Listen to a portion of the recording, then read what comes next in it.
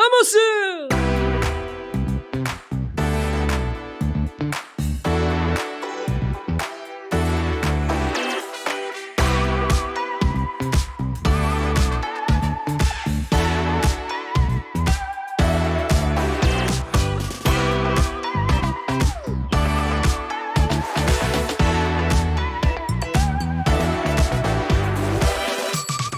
아모스로 들어가 보면 중요한 포인트가 뭐냐면 예언자라는 이 아모스라는 사람을 이해하기 위한 중요한 포인트는 뭐냐면 아모스는 드고아 출신이었다는 거예요. 근데 이 드고아는 북이스라엘의 지역이 아니라 어느 지역이었다? 남유다의 베들레헴 근처에 베들레헴에서 6km 떨어진 고을이었다는 겁니다. 그러니까 무슨 말이냐면 하나님께서 그리고 이 사람 목동 출신 양치고 있었던 사람인데 남유다에서 양치고 있었던 아모스를 어느 날 갑자기 불러가지고 어떻게 했다? 북이스라엘로 가서 예언을 해라라고 얘기를 한 거예요. 예?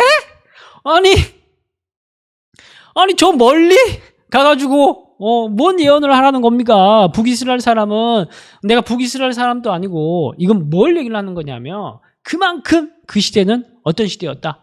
아주 긴박한 시대였다는 거예요. 아주 긴박한 시대. 근데 무엇 때문에 긴박했다? 북이스라엘은 한쪽에는 우상 숭배가 충만했지만 또 한쪽으로 완전히 사회적으로 불의가 가득했던 그렇겠다.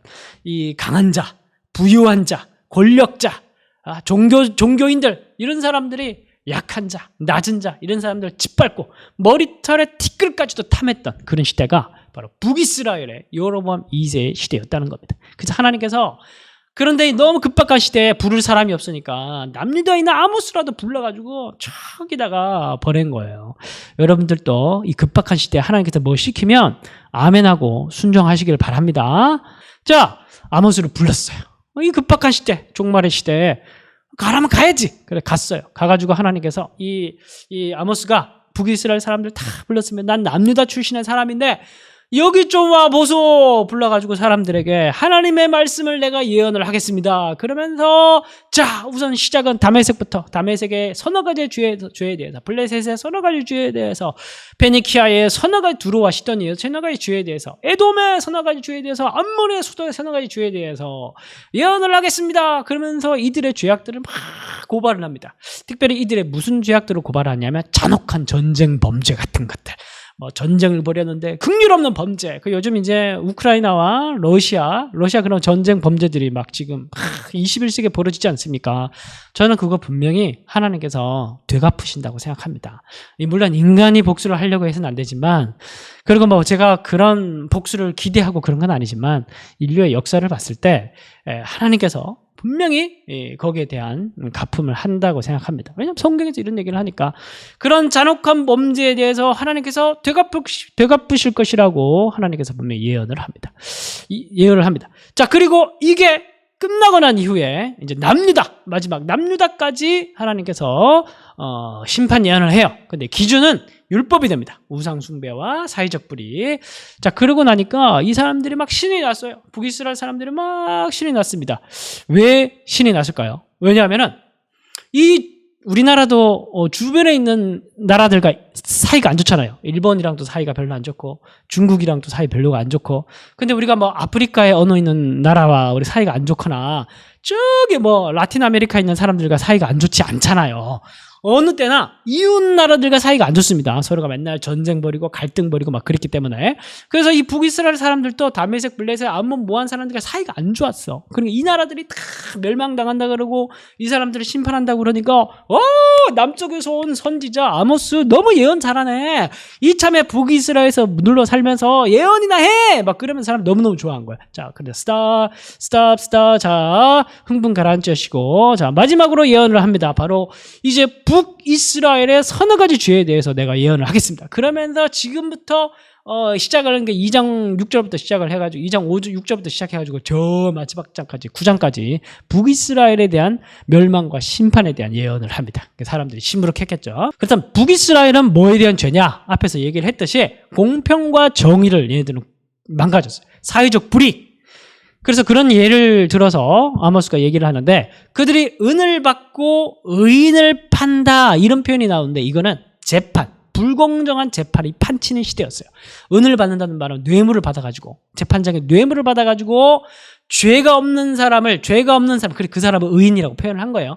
죄가 없는 의인을 죄인으로 만들어가지고 결국 재판에 치게 만들어가지고 노예로 팔리게 만들거나 아니면은 아버지와 아들이 한 젊은 여에게 다닌다는 이 성적인 타락을 얘기를 하는 것 같고 모든 제단 옆에서 전당 잡은 옷 위에 누가 놓아요? 바로 이 종교인들이 눕는 거죠. 근데 여러분 이 전당 잡은 겉옷은 고대시대 당시에 서민들의 전 재산이었어요. 이 겉옷은 통으로 짠 옷이기 때문에 굉장히 값비쌌거든요. 서민들이 사기에는.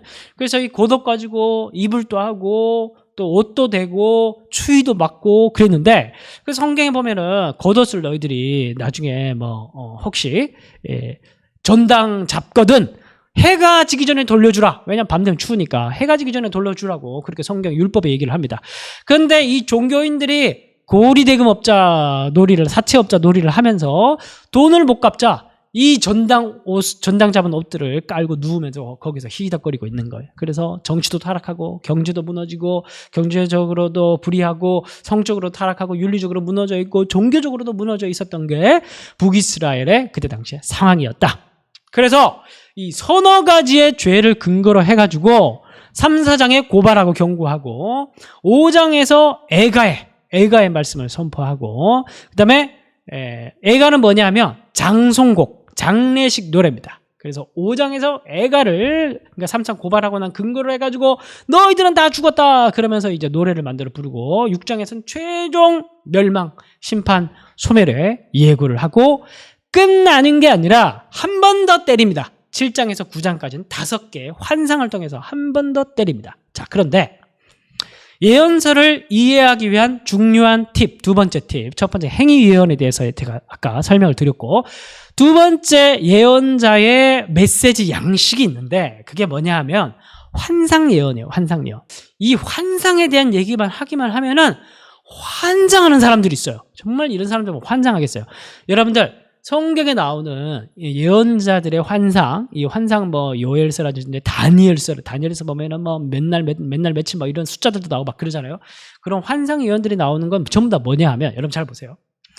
지금 시대 당시에는 TV도 있고 영화도 있고 미디어 장치가 있죠. 그래서 여러분 뭔가 광고하려고 그러면 글로써 광고를 읽는 게 여러분들이 더 잘 받아들여지겠어요. 미디어를 영상을 통해서 여러분들이 광고를 보는 게 더 물건을 사고 싶은 충동이 들겠어요. 당연히 미디어죠. 그런데 이 시대 당시에는 미디어가 없었잖아요.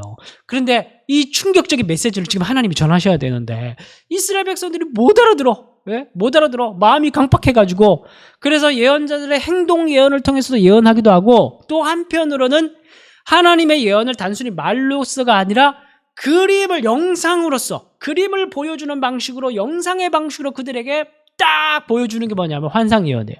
그래서 먼저 예언자에게 환상을 보여주고 이 환상의 그림을 그리듯이 말로서 표현하게 합니다. 그러면서 걔네들이 말로서는 듣지만 환상의 예언대로 말로서는 듣지만은 사실은 눈에 보이듯이 그 심판의 장면들이 그림처럼 드라마처럼 영화처럼 쫙 펼쳐지는 거예요. 그리고 더 충격적으로 심판의 예언과 구원의 예언을 받아들일 수 있게 만드는 예언 메시지의 장치, 그걸 가리켜서 환상이라고 합니다. 그러니까 환상이나 행위 예언이나 예언자들의 말이나 다 뭐예요?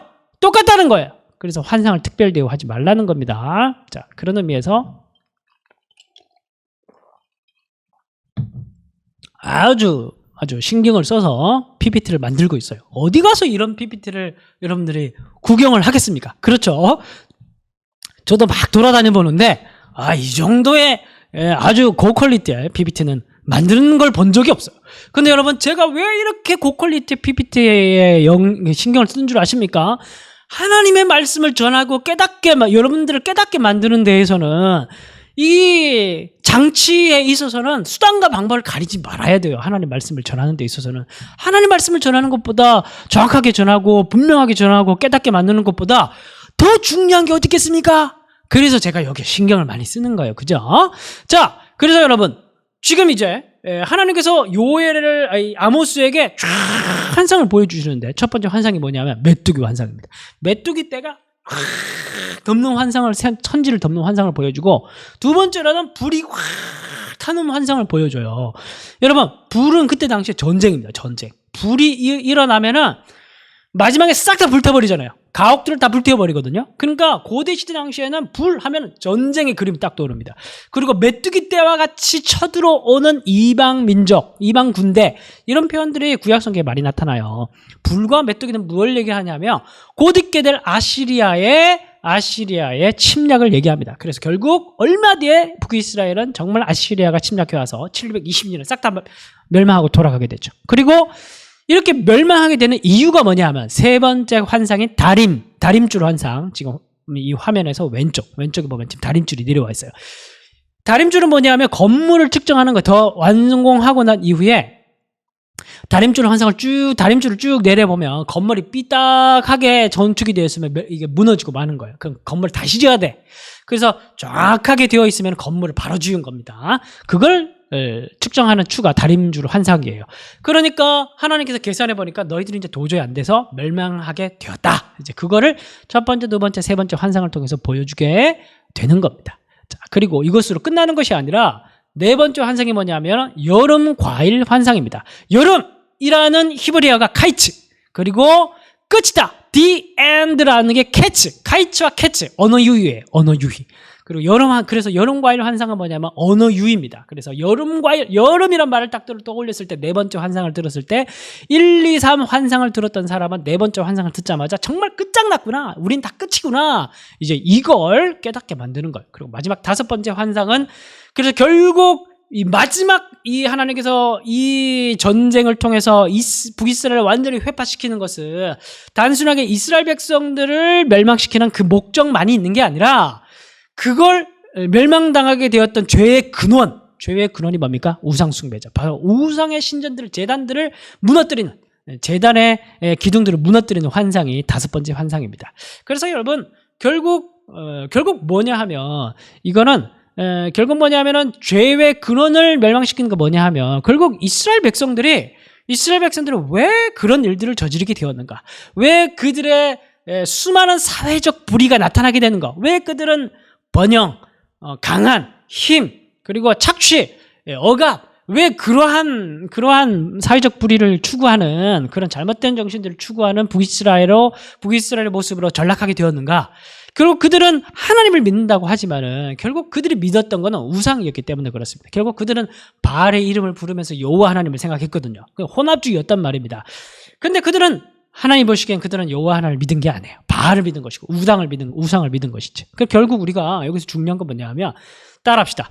믿는 것이 곧 그 사람. 시작. 믿는 것이 곧 그 사람. 이거 반드시 기억해야 됩니다. 너무너무 중요한 이야기예요. 믿는 것이 곧 그 사람이다. 믿는 것이 곧 그 사람이다.